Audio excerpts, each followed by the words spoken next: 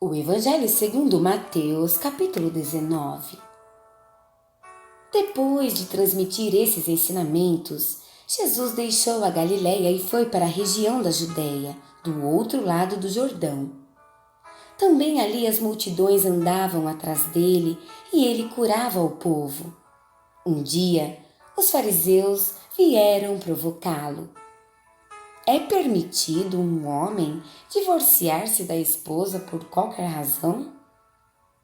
Ele respondeu: Vocês não leram que o Criador, no plano original, fez o homem e a mulher um para o outro, macho e fêmea?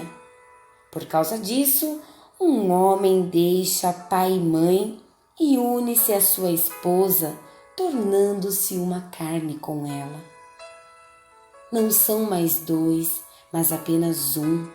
Deus criou uma união tão perfeita que ninguém pode ter a ousadia de profaná-la, separando-os. Eles retrucaram: Se é assim, por que Moisés ordenou que o marido mandasse sua mulher embora, dando-lhe uma certidão de divórcio? Jesus disse: Moisés deixou o divórcio apenas como concessão por causa do coração duro de vocês. Mas não era parte do plano original de Deus. Estou apresentando o plano original. Assim, se alguém se divorciar de uma esposa fiel e se casar com outra pessoa, a responsabilidade do adultério recairá sobre ele. A única exceção é o caso quando uma das partes comete imoralidade sexual. Os discípulos de Jesus fizeram objeção. Se essas são as condições do casamento, estamos sem saída. Por que se casar? Jesus respondeu: Ninguém é maduro o suficiente para viver a vida de casado. É preciso ter certa aptidão e graça. Casamento não é para qualquer um. Alguns, desde que nasceram, nunca pensaram em casamento. Outros nunca propõem nem aceitam. Outros ainda decidem não se casar por causa do reino. Mas, se você é capaz de crescer até a grandeza do casamento, faça-o. Um dia, alguns estavam trazendo crianças a Jesus na esperança de que ele as abençoasse e orasse por elas. Mas os discípulos deram uma bronca nessa gente. Jesus então interferiu: Não tentem afastar essas crianças. Não as impeçam de vir a mim. O reino de Deus é feito de pessoas que são como crianças. Depois de abençoá-las, ele partiu. Outro dia, enquanto Jesus caminhava, um homem o interrompeu e perguntou: Mestre, o que de bom devo fazer para alcançar a vida eterna? Jesus disse: Por que você me questiona acerca do que é bom? Deus é o único que é bom. Se você quer entrar na vida de Deus, basta fazer o que Ele manda. O homem perguntou: O que exatamente? Jesus disse: Não mate, não cometa adultério, não roube, não minta, honre seus pais e ame o próximo como a você mesmo. O jovem afirmou: Tenho feito tudo isso. O que mais? Jesus prosseguiu: Se quer mesmo dar tudo de você, venda seus bens e dê tudo aos pobres. Toda a sua riqueza, então estará no céu. Depois venha me seguir. Aquela era a última coisa que o jovem esperava ouvir. Assim, abatido, ele se foi. Sendo muito apegado aos seus bens, não queria abrir mão de tudo. Enquanto observava o jovem afastar-se, Jesus disse aos seus discípulos: Vocês têm a ideia de como é difícil para os ricos entrar no reino de Deus? Vocês não imaginam como é difícil. É mais fácil um camelo passar pelo fundo de uma agulha. Os discípulos ficaram chocados. Se é assim, quem tem chance? Jesus olhou bem firme para eles e disse: ninguém tem chance, se pensam que conseguirão por esforço próprio. A única maneira é deixar Deus agir. Só Ele tem o poder de fazer. Pedro então lhe disse: nós deixamos tudo para te seguir. O que ganharemos com isso? Jesus respondeu: sim, vocês têm me seguido. Na recriação do mundo, quando o Filho do Homem reinará gloriosamente, vocês que têm me seguido irão governar, começando com os 12 da tribo de Israel. E não apenas vocês, mas qualquer um que sacrificar o lar, a família, propriedades, qualquer coisa por minha causa, terá tudo de volta multiplicado 100 vezes, sem mencionar o prêmio da vida eterna.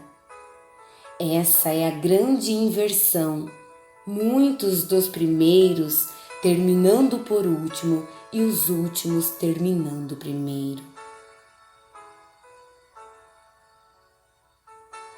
Mateus capítulo 20.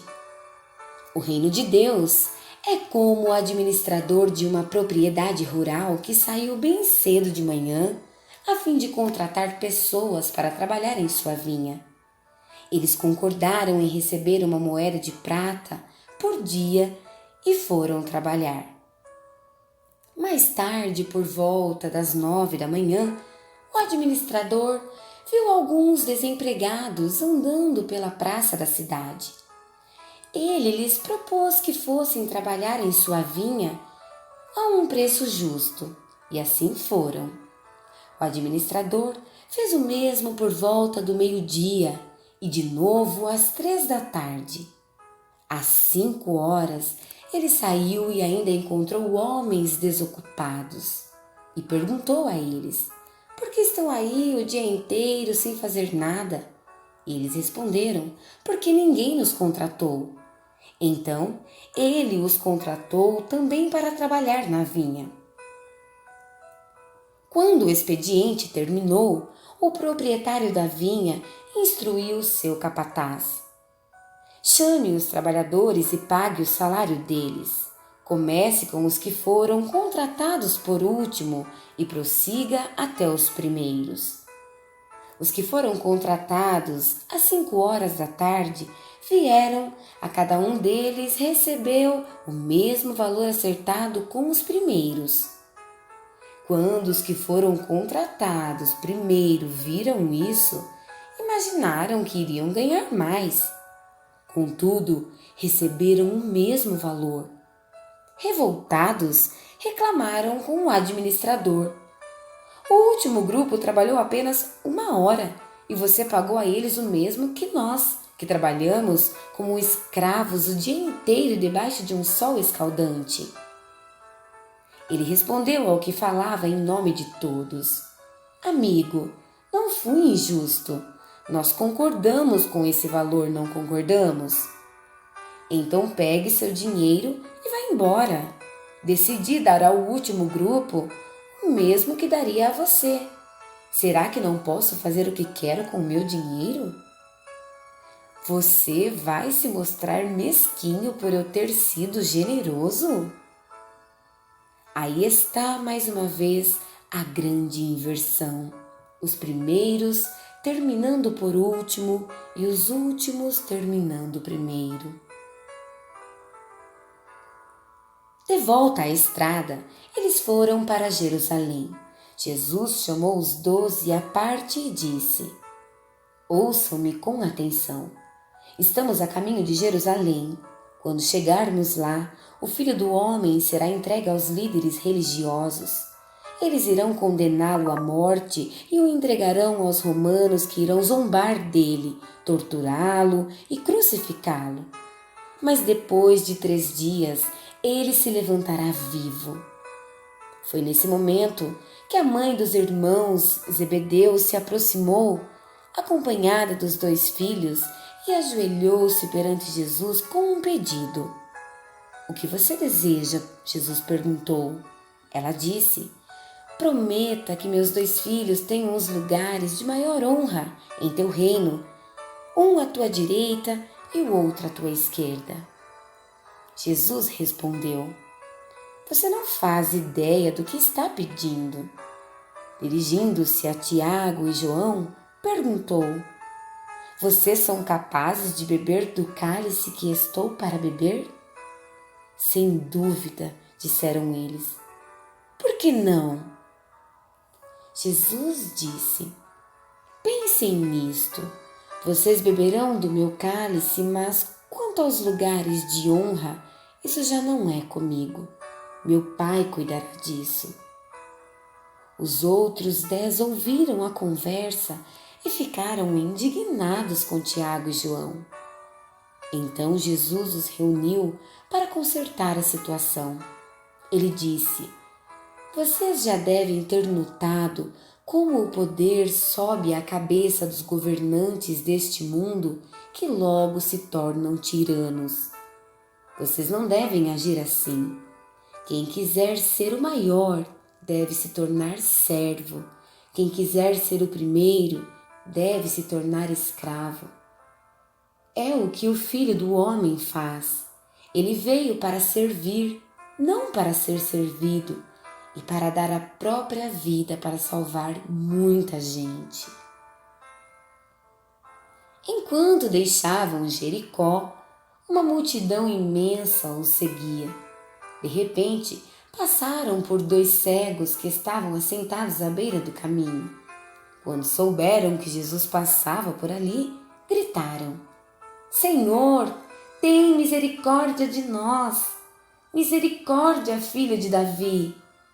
A multidão tentava fazê-los calar, mas eles gritavam ainda mais alto: Mestre, tem misericórdia de nós! Misericórdia, filho de Davi! Jesus parou e chamou-os. O que vocês querem de mim? Eles disseram: Senhor, queremos ter os olhos abertos, queremos ver. Profundamente compadecido, Jesus tocou-lhes os olhos. Eles recuperaram a visão na mesma hora e se ajuntaram à multidão.